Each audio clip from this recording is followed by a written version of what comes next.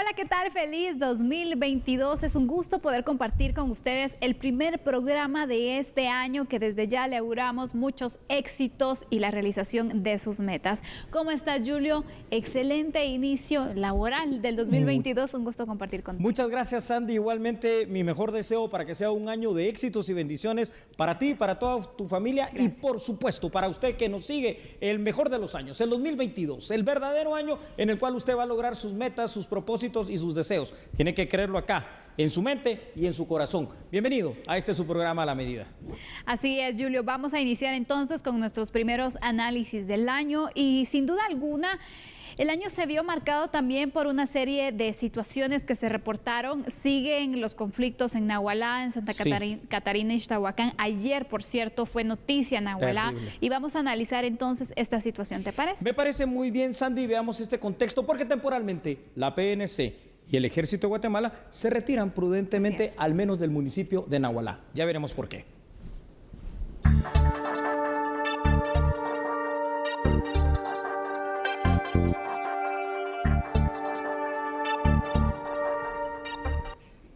Bueno, y usted se estará preguntando el por qué se toma esta decisión, que parece a priori como difícil de entender, pero tiene una lógica. Y la lógica es la siguiente, es decir, se dieron ayer disturbios de una manera violenta, hay que decirlo. Así sean las armas que hayan utilizado, que eran bombas de esas que se utilizan para las ferias, pero accionaron ese tipo de situaciones contra Ejército de Guatemala, contra Policía Nacional Civil. ¿Qué es lo que exigen los pobladores de Nahualá? Bueno, lo que exigen es que se dé esa retirada temporal de las fuerzas de seguridad para poder sentarse, Sandy y televidentes, a esa mesa de negociación. Ahora, yo digo una cuestión, esa mesa de negociación va a tener que ser primero de alto nivel, gobernador ahí presente, claro, que estén presentes las dos corporaciones municipales, obviamente, que estén presentes los actores que tanto hemos hablado, Comudes, Codedes, líderes comunitarios, eso va a pesar muchísimo. Ojalá aparezca por ahí la PDH, aunque sea para hacer acto de presencia, y por supuesto las iglesias para poder validar esta situación.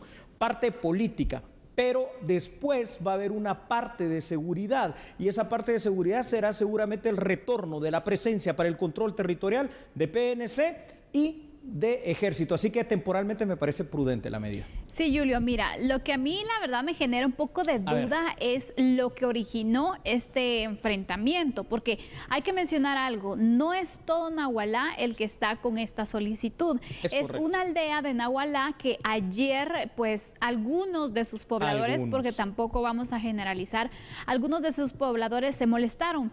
¿Y por qué se molestaron? Pues como parte del estado de sitio que se tiene desde el 20 de diciembre en estas comunidades, la policía en compañía del ejército está realizando rondas de seguridad. Es correcto. Y dentro de estos operativos tenían instalado también uno de revisión vehicular, donde un bus que estaba circulando en este punto, le hicieron el alto, le solicitaron los papeles y sorpresa, no cargaba documentación. Ojo. Es requisito para poder circular, cargar la documentación respectiva, y cuando le solicitan y no tienen esta documentación, empezaron algunos de los pasajeros a arremeter en contra de la policía, de elementos del ejército, y así se empezó a desatar este enfrentamiento, Julio, donde lanzaron piedras incluso a agentes de policía, elementos del ejército. Algunos resultaron heridos, también hay que mencionarlo. Y duró varias horas, tanto que afectó incluso al tránsito vehicular. Algunos de los conductores que iban pasando por ahí, imagínate, se salieron de sus vehículos y buscaron resguardo. Imagínate la situación tan tensa también que se dio y cómo se origina. Es que eso es lo que me llama la atención. A ver, se origina realmente por algo que parece insignificante, que parece nada y que es válido no solo con estado de excepción, sino que sin ese estado de excepción que es el estado de sitio. Es perfectamente válido. Así al menos lo establece el artículo 25 constitucional. Ahora bien, aquí hay que entender una situación, es decir, estos algunos malos pobladores de Nahualá, de algunas aldeas, de algunas comunidades, que causaron también esa matanza, porque así hay que llamarla, ¿no? De una forma clara, que pasó en el pasado mes de diciembre. esto lo tendrán que responder ante la ley. Pero ahorita lo que más importa es resguardar la vida y la seguridad. Claro. ¿Por qué? Porque lo dice la Constitución. Entonces, a mí, digamos, en mi tema, que es el tema de seguridad, pues me parece realmente a priori no tan lógico la retirada de las fuerzas de seguridad, pero entiendo la lógica cuando lo hablamos desde el punto de vista de los mecanismos alternativos de resolución de conflictos. Aquí ya no se necesita un negociador, aquí se tiene que hacer una mediación.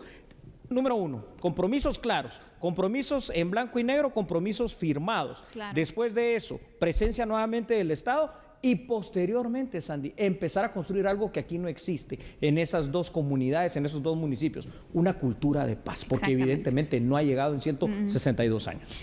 No, Julio, y mira, complicado porque después de que se da esta situación, ya empezaron algunos pobladores que ni siquiera sabían lo que estaba pasando, con decir que estaban en contra del estado de sitio. Entonces aquí ya era una mezcla de justificaciones realmente, pero vemos en que en cualquier momento, cualquier situación puede desatar los enfrentamientos aquí. Es decir, todavía es una comunidad donde no se ha tranquilizado la situación. Recordemos que como parte del estado de sitio se ha establecido también, Julio, que las fuerzas de seguridad lleguen a recobrar el orden, a recuperar la paz también en estas comunidades, pero tuvieron que retirarse porque la situación estaba complicada. Ahora es el punto cómo van a regresar, porque tienen que regresar. ¿O cómo lo ves? Ya lo voy a explicar de cómo creo yo que lo van a hacer. Pero primero vamos a ver unos datos, Sandy, ahí en pantalla, que es importante para que tengamos este contexto, ¿no?, de lo que está sucediendo realmente allá. Bueno, empezamos el año con este conflicto heredado, porque a pesar del estado de sitio impuesto por el gobierno de la República, por el momento se va a tomar en consideración la solicitud de algunos pobladores de ciertos lugares de Nahualá, ¿no? Para poder resolver este conflicto se necesita, aparte del diálogo, primero una buena voluntad política por parte de los actores del Estado, pero también de la sociedad civil, porque ahora son parte de miembros de la sociedad civil, llamémosle así, que están creando este problema. No es garantía de que se vaya a lograr un acuerdo que termine con las hostilidades, pero sí es importante empezar a construir esa cultura de paz entre ambos municipios. Esto se va a lograr a través de la buena voluntad de las partes, de acuerdos firmes, de acuerdos verdaderos, de acuerdos claros que además puedan ser de alguna forma también bien establecidos y del diálogo. Pero además, Sandy, ahora que se retiraron las fuerzas de seguridad por alguna u otra razón, esto se va a lograr de una manera bien concreta. Parte de esos acuerdos será el retorno de la PNC, el retorno del Ejército de Guatemala, porque esa presencia, sobre todo a través de un batallón, no sé, 2 batallones o algunos miembros del ejército, va a ser la que va a venir a poner el corolario para que ahí de verdad exista paz y tranquilidad. Porque lo que no se ha conseguido en tantas décadas tampoco se va a conseguir tan fácilmente. Pero yo creo que fueron prudentes al retirarse, ¿sabes por qué? Temporalmente, porque si no se crea más conflicto y eso estaría peor también. Exactamente, y ya están afectando a otras personas, por ejemplo, los que transitaban ese lugar que, mira, fueron largas filas y duró por lo menos 3 horas esta situación, donde estaba complicando incluso otras vías también que se daba a conocer. Ayer se tuvo una cobertura de este tema y veíamos entonces que pues ya la población se sentía insegura, incluso los que no viven ahí, sino que solo pasaron, porque ya no podían transitar y aparte de ello estaban lanzando piedras y bueno, en cualquier momento tú puedes resultar también afectado, lesionado. Entonces es importante recobrar el control aquí, porque aquí por lo visto es terreno de nadie. Ahí está. Aquí lo que hay en este momento es una anomia, lo hemos dicho, tú lo has definido como terreno de nadie, correcto, ¿no? Porque es un terreno en el cual no se tiene ese control total de parte del Estado guatemalteco. Entonces, vamos por partes, repito, mediemos, hagamos acuerdos reales, que los hagan los actores que tienen que hacerlo, que lo dejen por escrito. Eso per se no es suficiente, porque si no vamos a hacer lo que se han hecho durante estos 162 años y no cambia. Ahora, esto que se dé a conocer, no sé, que se hagan cabildos abiertos en Nahualá, en Ixtahuacán, que lo conozca, que aporte también la sociedad, aunque ya están ahí sus líderes comunitarios, deberían de estar incluidos, y que por supuesto al final de cuentas venga refrendado con quitar eso que tú has dimensionado de buena manera. ¿Y cómo vamos a quitar esa anomia? Teniendo allí una fuerte presencia policial. Bueno, trabajo del Ministerio de Gobernación en primera instancia, pero, repito, el Ministerio, en este caso de la Defensa, va a ser, creo yo, la pieza clave y fundamental para que ahora sí se logre una paz en ese sitio. De lo contrario, si no lo hacemos de esa manera y después de ceder para que puedan negociar, les demostramos quién es el Estado de Guatemala con su fuerza coercitiva, entonces aquí lo que va a haber es una anarquía. Julio, ¿tú crees que se pueda recuperar el control en estas comunidades? Porque ya son más de 100 años en donde este conflicto se ha registrado, se sigue presentando, que realmente no sabemos cuál es el origen que mantiene vivo este conflicto, porque falta investigación, falta dar con el verdadero asunto que está provocando esta situación.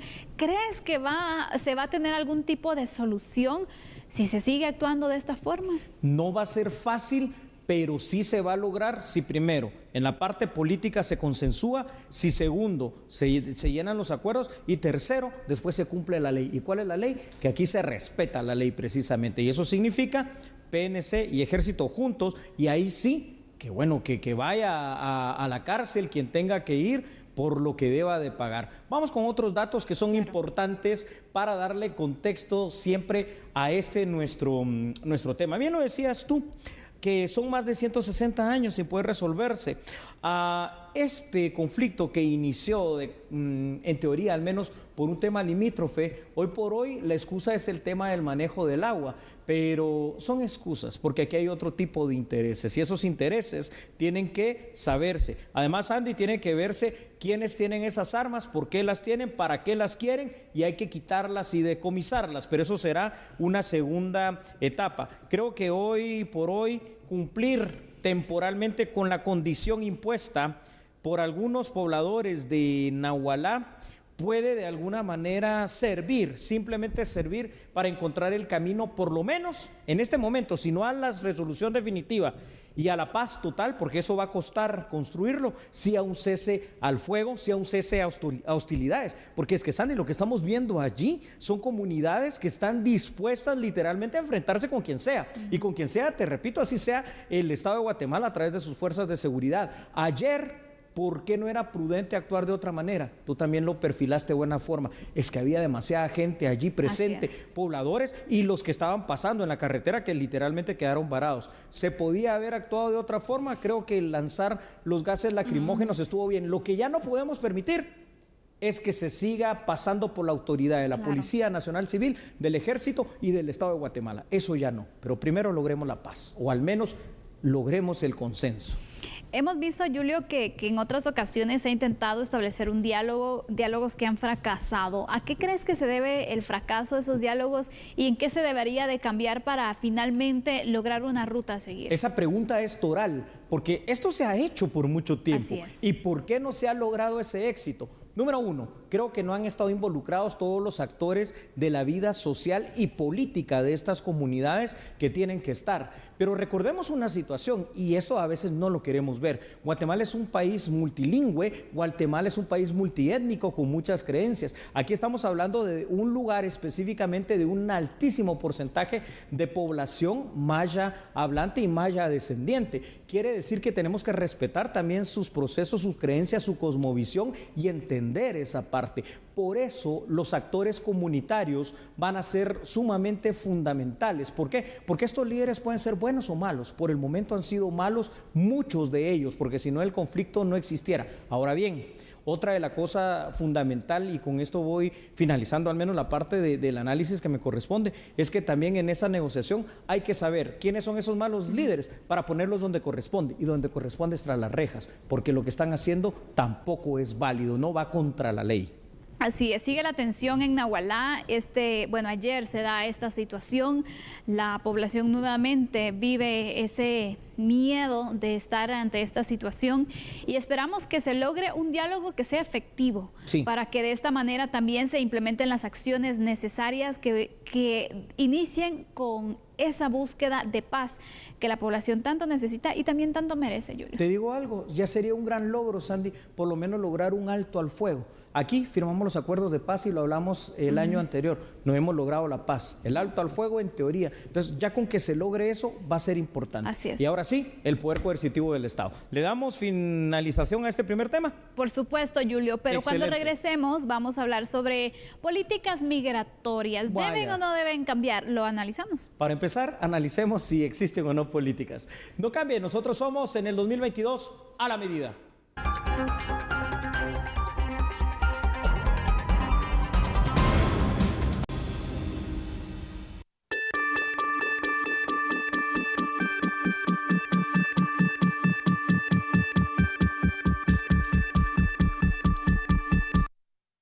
Pero en la medida en que la política se mantenga, lo que va a significar es un incremento de la acción de respuesta de Estados Unidos. Con la frontera cerrada, todos van a ser expulsados. Y yo creo que lo que tiene que haber es una humanización de la migración. Eso es lo que nos falta, que implica por cambios en las políticas migratorias en Estados Unidos, pero también en la región en general, por condiciones y posibilidades para que las personas puedan buscar y encuentren protección en México, porque ese es otro problema que es muy importante, y los que quieran seguir a Estados Unidos, que efectivamente puedan hacerlo. Como dije, el que busca protección en este momento y llega a Estados Unidos desde la frontera sur, no puede encontrar esa protección. Solo en el 2021 fueron deportados por vía aérea 17.806 guatemaltecos y de enero a noviembre del año pasado fueron aprehendidos en la frontera sur 290.675 compatriotas, según lo reportó el portal electrónico de la Oficina de Aduanas y Protección Fronteriza de Estados Unidos, CBP. Bueno, ante la pregunta que hacíamos anteriormente con Sandy Monroy aquí en A la Medida, si deben de cambiar las políticas migratorias, es que esto es indudable, Sandy, por supuesto que deben de cambiar, porque tal y como están, entre comillas, funcionando hasta el momento, no es que sea de ni mucho beneficio para el país, de menos beneficio para nuestros ciudadanos migrantes, y aquí esto es una situación dicotómica, porque no es solo lo que no podemos ver nosotros allá en Estados Unidos, donde poco tal vez podemos influir, sino la política migratoria aquí en Guatemala. Primero, debemos preguntarnos, ¿hay una política migratoria vigente en nuestro país? Clara ¿Una política de Estado? No. Te digo algo, desde hace 3 años aproximadamente está por allí en el Congreso de la República el Código del Migrante. ¿Pero qué ha pasado? Nada. Ni se conoce siquiera, Julio, y aparte no es un tema, parece prioritario dentro de la agenda legislativa. Y sería de evaluar incluso esa agenda para este año, Julio, sobre los temas entonces que se deben también ir tomando. Y aparte de esto, que avance la misma, porque hay muchos temas rezagados por muchos años. El tema migratorio es uno de ellos. Y me llama la atención que, ¿cómo es eso? Que siendo de verdad la migración, un fenómeno que lejos de acabarse va incrementándose, y que ya incluso los pronósticos que han hecho expertos internacionales sobre la migración para este 2022 esperan que esto aumente y supere las cifras del 2021. Entonces, ¿qué se va a hacer de diferente en el tema migratorio a nivel nacional? A ver, aquí pasa lo de siempre, ¿no? Vemos venir el problema, no nos movemos y pensamos que así como apareció va a desaparecer. Y lo que pasa, como pasó con las maras, como pasó con cualquier otro fenómeno criminal como los extorsionistas, ahora pasa también con el tema de migración. Esto de la crisis migratoria, llamémosle así, empezó de manera local en la década de los 80, del interior de la República a la ciudad capital. ¿Cuál fue el resultado? Los asentamientos y muchas situaciones en las cuales nuestros ciudadanos no encontraron las mejores condiciones de vida. Posteriormente empezó, ahí estábamos todavía en el periodo de la guerra, en la época más cruenta, empezó esa migración hacia Estados Unidos. Pero es que hoy por hoy nos ha llevado a tener, habría que ver qué porcentaje, se dice más o menos que entre el 13 y el 15% de la población guatemalteca viviendo allá en Estados Unidos, más de 3 millones de guatemaltecos. Quiere decir que si con eso no es suficiente para que esto sea una prioridad como política de Estado, cosa que he de decir también, Sandy, no estamos aquí en Guatemala acostumbrados a tener políticas de Estado que trasciendan con los años y trasciendan los gobiernos. Hombre, la cosa no va a cambiar. Por eso es que este año 2022 esto tiene que cambiar. Sí, en todos los aspectos, si lo vemos, Julio, por ejemplo, si vemos el tema de seguridad. A ver, sí. Realmente no hay una política nacional de seguridad, como vemos que hay países que sí lo tienen, por ejemplo Estados Unidos, ellos tienen su política nacional. No avanzamos en este tema, es decir, cada vez que cambiamos de presidente, que cambiamos de autoridades, cada persona que entra exactamente tiene sus nuevos proyectos, y aunque los que tenía la autoridad anterior fueran muy buenos, a veces ni siquiera los toman en cuenta. Entonces partamos ahí por una política que sea de país, no específica de administración, ¿no? Es una política de Estado. Necesitamos política de seguridad, ahorita vamos con los datos, necesitamos política de migración y necesitamos otro tipo de políticas que no son tema para analizar en esta ocasión. Vamos con los primeros datos, si me permites, por favor. Sí. Muchísimas gracias a nuestra producción, ahí los tiene usted en pantalla. Considerando que año con año, tal y como lo estábamos analizando, la crisis migratoria va en aumento, Sandy, es importante visualizar posibles cambios a realizar en la, entre comillas, llamémosle así, política migratoria nacional. Es importante primero crear esfuerzos. ¿Para qué? Para lograr la reintegración de los compatriotas que retornan a nuestro país. ¿Reintegración qué? A la vida cotidiana, al trabajo, a la vida útil. Igual debe de pasar en las otras naciones centroamericanas, porque una cosa es que lo combatamos aquí en Guatemala, pero si en Honduras, El Salvador, Nicaragua, México sigue pasando esto, la crisis tampoco es que va a finalizar. No existe, escuchen por favor ustedes bien, un programa o una política de Estado, que es lo que estamos hablando hoy, que pueda atraer de vuelta al migrante para lograr su retorno voluntario. ¿Qué incentivo tiene un migrante en Estados Unidos de regresar a Guatemala? Ninguno, lamentablemente. Guatemala, Sandy, debe luchar por integrarse al órgano rector de la Organización Internacional para las Migraciones, la OIM, a efecto de tener mejor y mayor respaldo hasta en el plano internacional. Y es que si no buscamos actores claves que puedan ser precisamente eso, aliados nuestros en este tema de la crisis migratoria, tampoco es que solo lo vamos a resolver.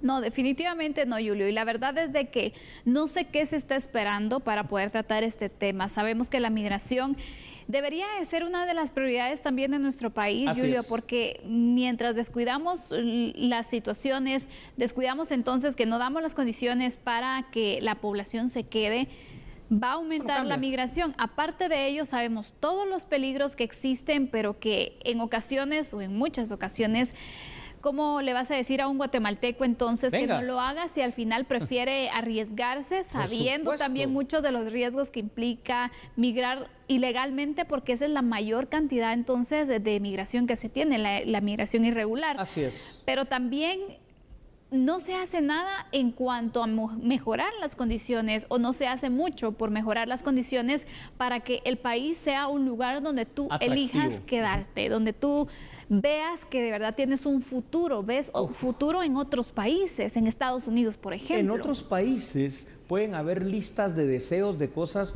que se pueden tener de mejor manera, pero aquí hay una lista de deseos aspiracionales que todos los guatemaltecos tenemos, pero por mejorar, ¿no? Porque necesitamos mejorar, ¿qué? Necesitamos mejorar en seguridad, sí, en educación, sí, en salud, sí, necesitamos mejorar en tema de creación de empleo, sí, de inversión también, pero ahora a todo esto y a lo que usted puede irle sumando a esa larga lista, hay que sumarle ya como otra prioridad, porque es prioridad nacional el tema de una política nacional de migración que efectivamente, número uno, cumpla con dos cosas: que sea tan atractivo estar en Guatemala para no tener que emigrar, lo cual significa tener seguridad y condiciones de desarrollo, de trabajo y puestos laborales para esos, salarios dignos, un montón de cosas más, y también el poder atraer a todas aquellas personas que están en Estados Unidos. Lo que estoy hablando al día de hoy, simple y sencillamente en las condiciones actuales, parece una utopía. Sinceramente sí, Julio. Mira, vemos mucho el caso de cómo podemos hacer para detener a los guatemaltecos, que no se vayan del país, que busquen oportunidades acá. oportunidades que muchas veces son muy escasas, Julio. Claro que sí. Pero aparte de eso también el otro lado, es decir, los guatemaltecos que son retornados, porque mira, el año pasado ¿cuántos guatemaltecos fueron deportados? Y cuando vienen aquí, que no es que vengan y bueno, al otro día ya tienen un trabajo, ya tienen un negocio. La Política Nacional de Migración, ¿no? Que los que acoge. incluya a esta población que retorna al país, que muchas veces prefieren regresarse que buscar algo en Guatemala. Realmente no ven como muchas posibilidades. ¿Y qué se hace para esa población? Es que no hay posibilidad. Por eso, ahí tiene que cambiar. Vemos otros datos de cosas que podrían hacerse para implementar una política efectiva en materia migratoria. Cambios, al menos, que si de a uno se van dando, podrían ser buenos. A ver, uno de los esfuerzos, Sandy y televidentes, que también debe privilegiarse es poder lograr precisamente lo que estamos diciendo en este momento. Una articulación interinstitucional, y no solo del Estado, también tiene que participar la iniciativa privada. ¿Para qué? Para la inclusión social y, por supuesto, la inclusión laboral de aquellos migrantes que son retornados, porque si no, su único deseo es regresar a Estados Unidos, así sea a buscar la muerte. Es de vital importancia poder operativizar el denominado Código de Migración, olvidado allá en el más oscuro de los rincones del Congreso de la República, sobre todo para poder enfocarse en los derechos, pero también en los deberes de los migrantes. Nuestro país tampoco promueve la igualdad de género para la incorporación al mercado laboral de los migrantes. Esto evidentemente debe cambiar, siendo que toda política debe incluir un eje transversal, entre otros, ¿no? Y ese eje transversal es género, también es juventud y también es la situación etaria. Por último, el gobierno debe enfocar sus esfuerzos, Andy, de manera activa para promover la transferencia de remesas, ojo con esto, de manera segura, pero no solo eso, porque no podemos de alguna manera venir y conformarnos con que cada año hay más remesas. Es un fracaso. Hay que capacitar y sensibilizar a nuestra gente para que de la remesa se invierta, para que de la remesa, porque imagínate tú lo que representan las remesas, 2.5% a 3% del Producto Interno Bruto. No solo se invierta, sino que se tengan emprendimientos, de la remesa se hagan cooperativas, de la remesa se haga ahorro. ¿Cómo lo administras? De la remesa se administre, no solo se gaste, es que aquí se gasta la remesa. Exactamente, porque entonces después lo que va a pasar es que esa persona que está enviando su remesa, si lo deportan, al final, exactamente, si lo deportan, porque esa es una de las posibilidades, cuando se viaja irregularmente y no se tiene los documentos legales en Estados Unidos, la posibilidad de una deportación está ahí constantemente, Julio. Entonces también pensar en el regreso, porque mira, realmente eso es lo que tiene seguro. No puedes ir. Eso es lo más seguro que hay, definitivamente. Claro, no puedes pensar, en unos 10 años, 20 años que esté aquí. Realmente lo que puede pasar es el regreso. Entonces, ¿cómo prepararse para el regreso? Pero en realidad, luego que se van muchos guatemaltecos, Julio, ya no quieren regresar.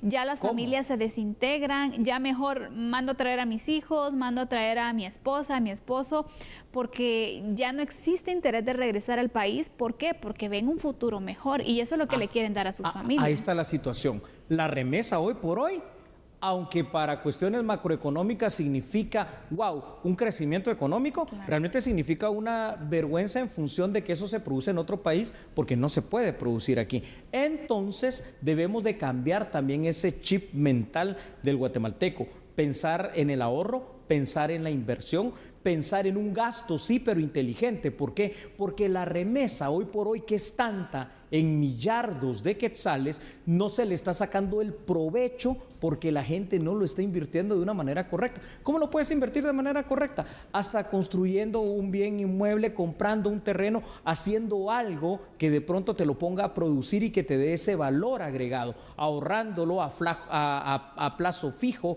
sabiendo cómo invertirlo, por ejemplo, en bonos, sabiendo hacer algo con esa remesa que no sea solo gastarlo, porque al final de cuentas, bien o mal, ya sea porque vengan deportados o porque ya cuando pasan 20, 30 años fuera de su patria dicen, bueno, ahora voy a regresar a vivir mi vejez allá en Guatemala, y se encuentran que del dinero que mandaron no hay nada. Eso es lo que hay que explotar. Por supuesto, Julio, pero de verdad, aquí es necesario que este 2022 sea de transformaciones, que sea incluso de una evaluación y un replanteamiento de acciones, de políticas, de la creación de las mismas, porque mira, si no nosotros vamos a seguir analizando este tema y todo va a pasar igual. Por gusto. Y no, aquí ya queremos cambios, ya queremos ir fortaleciendo temas como estos que son prioridades. Es que yo no sé cómo a veces no se ven esas prioridades, Julio, cuando estamos viendo constantemente las deportaciones, los casos también de peligros, guatemaltecos que mueren en el camino, guatemaltecos que en ese paso también exactamente son presas del crimen organizado, como las deportaciones también se está dando un repunte, Julio. Es urgente tener una política nacional migratoria. Política nacional de migración, que trascienda los años, que trascienda los gobiernos. Y dos, también eso se puede lograr este año, fuera de reactivar en el Congreso el Código de Migración, el tema puramente diplomático, que en este caso Cancillería pueda negociar mejores condiciones y casi que exigirlas, y que hayan instancias de migrantes que puedan exigir esta situación de mejor trato para nuestra gente migrante, para nuestros guatemaltecos. Lo demás, pues ya se va a ir construyendo, pero empecemos por algo, aunque sea. Por supuesto. Bueno, este es el análisis que tenemos respecto a políticas migratorias. Al regresar, evaluaremos la protección a la niñez. Es increíble el número de niños que ya se reportan desaparecidos en este 2022. Vamos a estar evaluando esta problemática. No se han cumplido 3 días y ya casi 30 han sido desaparecidos. No cambie, nosotros somos a la medida.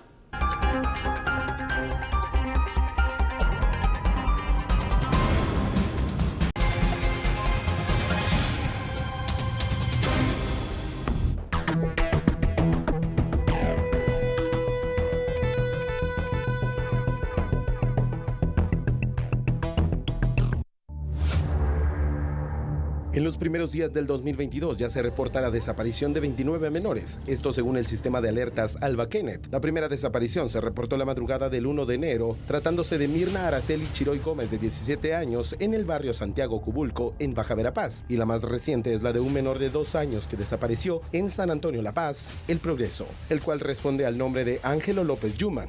En su mayoría los reportes corresponden a niñas y adolescentes de entre 12 y 17 años y le siguen niños entre 2 y 6 años. Durante el 2021, 6.182 alertas fueron activadas. La última fue registrada el 31 de diciembre por la noche con la desaparición de Jacqueline Juanita Girón Ramírez, de 16 años, cuyo último lugar donde fue vista es la aldea Palmeras en Villacanales. La joven aún continúa desaparecida. Según la Procuraduría General de la Nación, no todas las alertas son publicadas, ya que depende del contexto de la desaparición para saber si se trata de un delito, por lo que se resguarda la identidad de los pequeños. Si usted conoce el paradero de estos menores, puede comunicarse al 1546, línea telefónica de la alerta, o bien al 110 de la Policía Nacional Civil. Bueno, es evidente, pero muy evidente, que en materia de seguridad específicamente tenemos que brindarle seguridad, Sandy, a aquellos grupos que son más vulnerables. Y aquí no vamos a descubrir el agua azucarada, sino lo que tanto hemos hablado y analizado. ¿Cuáles son los 3 principales grupos vulnerables fuera de todo habitante de este país? Particularmente mujeres, personas de la tercera edad y por supuesto niños y adolescentes. Y lo estamos viendo, ¿no? Faltan más o menos 2 horas y 15 o 20 minutos para que termine apenas el tercer día del 2022. Son 29 alertas Alba Kenneth, quiere decir 29 desapariciones de menores entre el 1, el 2 y mediodía del día de hoy, 3. Esto es grave, ¿no? Es un fuerte llamado de atención. Sí, Julio, porque mira, realmente esta búsqueda que se hace inmediata de los niños por medio de la alerta Alba Kenneth, alertan en cuanto a que los padres ahora deben tener mayor precaución sobre sus hijos, porque en cualquier momento, por diversas situaciones, se pueden dar las desapariciones. Por ejemplo, que los pierdas de vista un momento, no sabemos con qué fin, también se pueden llevar a un niño. Los adolescentes, que hay muchas alertas de adolescentes, Julio, que también se está dando la situación, ¿no? Que salen durante este fin de semana y realmente no saben a los peligros que se pueden estar enfrentando.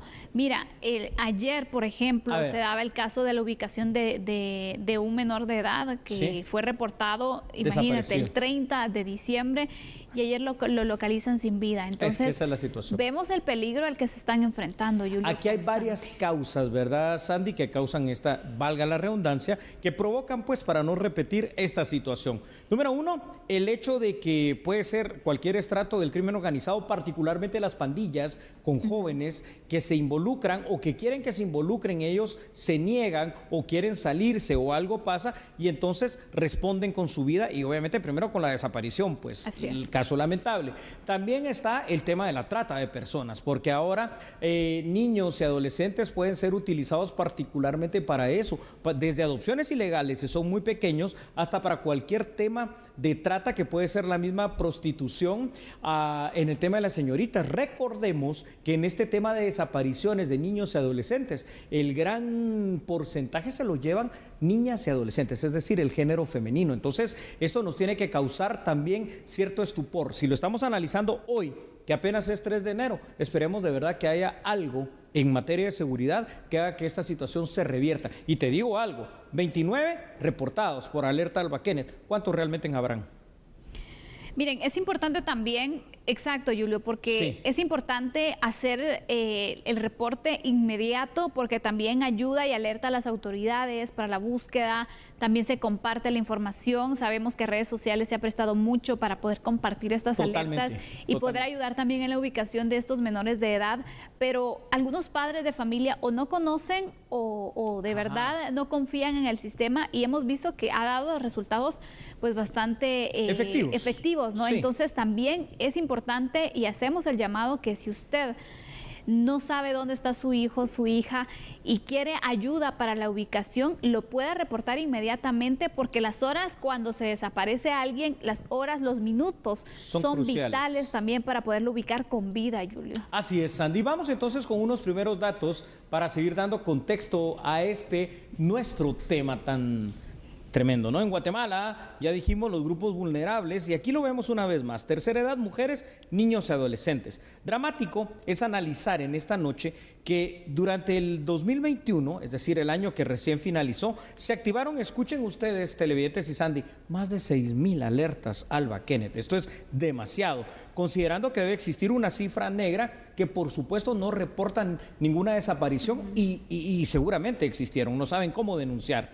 El 2022, aunque ya lo dijimos, apenas está a horas de concluir este tercer día, ya reporta 29 desapariciones de menores de edad. Estadísticamente también es importante saber, porque aquí hay que saber distinguir para qué es que están desapareciendo o por qué.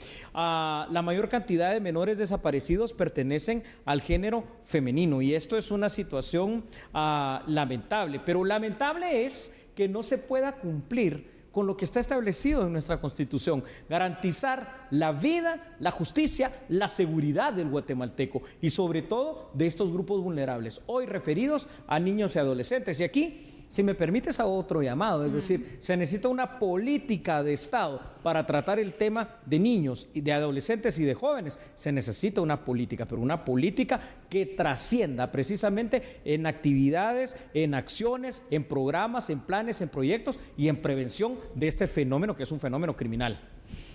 Así es, Julio, porque hay muchos temas pendientes, se debe mucho a la niñez, a la adolescencia guatemalteca y vemos que el peligro cada vez es mayor también y aquí vemos entonces con estas desapariciones momentos angustiantes que las familias están viviendo, Julio, sin saber nada de sus seres queridos, sin tener alguna información y temer lo peor. Tienes razón. ¿Te parece si vemos qué hacer cuando sean este tipo de desapariciones? Claro. Que esperemos nunca pase en el seno de su casa y su familia. Vamos a ver entonces estos datos, por favor, porque es importante. Lo primero que le queremos decir es que si esto llega a sucederle, usted tiene que reportar comunicándose rápidamente a través de la denuncia, ya sea al 110 de la Policía Nacional Civil o al teléfono 1546, que pertenece directamente a la alerta Alba Kenneth, que es todo un sistema de instituciones.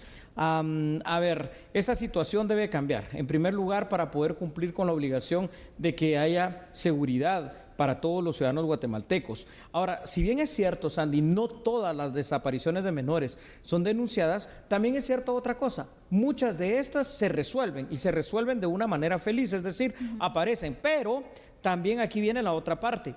Muchas veces, aunque aparezcan los menores, las alertas Alba Kenneth nunca se desactivan. Y esto también está mal, porque entonces solo son cifras estadísticas erróneas. Exactamente, el proceso está así como ya se ha explicado. Es importante que conozcamos. A veces, Julio, no nos informamos sobre cómo activar, por ejemplo, una alerta Alba Kenneth, en el caso de los menores, una alerta Isabel Claudina en el caso de las mujeres mayores de edad, porque pensamos que nunca nos va a tocar, pero realmente no sabemos en qué momento podemos pasar por una situación así lamentable, pero recordemos, la prevención es muy importante y conocer este tipo de información también nos va a ayudar de gran manera, Julio, para poder agilizar una búsqueda. Conocimiento es la primera fase de la prevención. Segundo, sepa por favor que usted tiene que denunciar. Tercero, ¿a dónde? Teléfono 110 o al 1546 para activar una alerta Alba Kenneth. Ojalá nunca lo necesite. Ojalá. ¿Te parece si damos por concluido este tema también? Por supuesto, pero regresamos con noticias nacionales. Usted continúe con nosotros. Ya sabe que nosotros somos a la medida.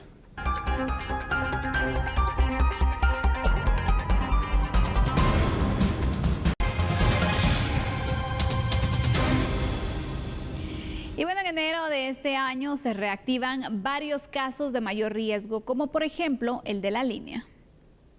Este 4 de enero en el Tribunal de Mayor Riesgo A se iniciará a juzgar a exintegrantes de las patrullas de autodefensa civil por hechos de abusos a mujeres en el Río Negro, Baja Verapaz. El 10 de este mes, los jueces del Tribunal E de Mayor Riesgo iniciarán el juicio en contra de Julio César Macías López, alias el comandante César Montes, por los delitos de asesinato, asesinato con una tentativa y asociación ilegal de gente armada.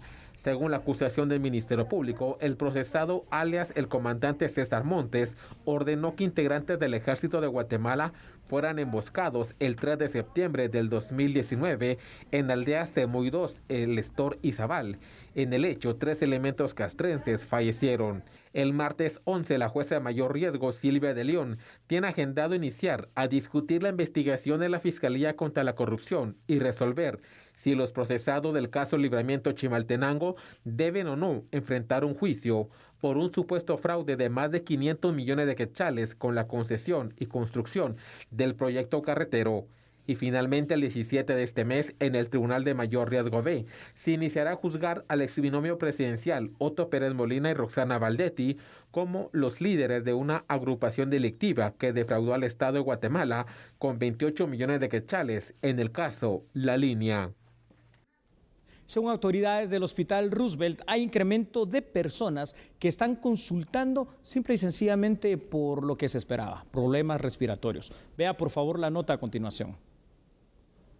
Roosevelt refleja incremento de pacientes con problemas respiratorios, entre ellos parte del personal de la institución. Las últimas semanas había estado bastante bajo, la cantidad de personas que consultaban por alguna molestia era casi nulo, ¿verdad? Pero ya estos últimos días se ha disparado. Incluso dentro de nuestro personal hemos empezado a encontrar personas positivas. Algunos compañeros de recursos humanos, de intendencia, nos han dado ya positivo. Y lamentablemente esperamos que esto vaya a continuar así a lo largo de los próximos días, ¿verdad? Estos congestionamientos nos van a llevar a mayor sintomatología.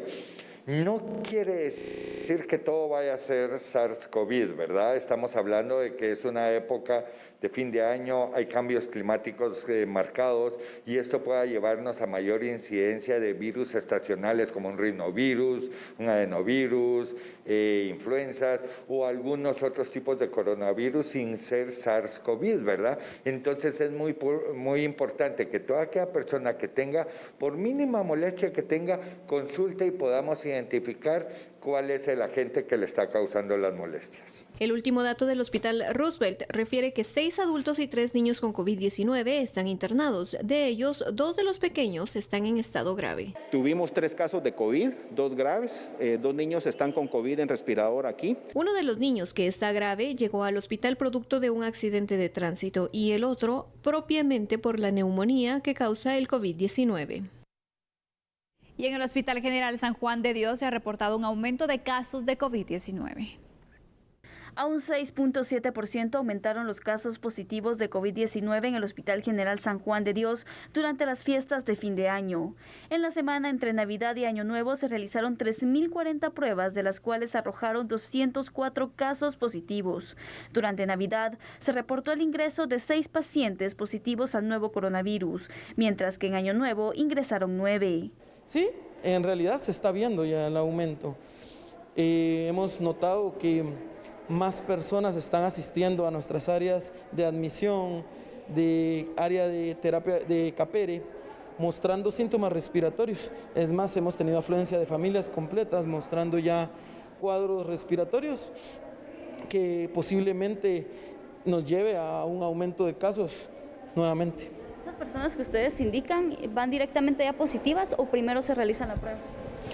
No, realmente llegan con síntomas respiratorios y posterior es que se realizan las pruebas. Actualmente 12 personas están internadas en este centro asistencial tras dar positivo a COVID-19. 10 se encuentran en estado grave.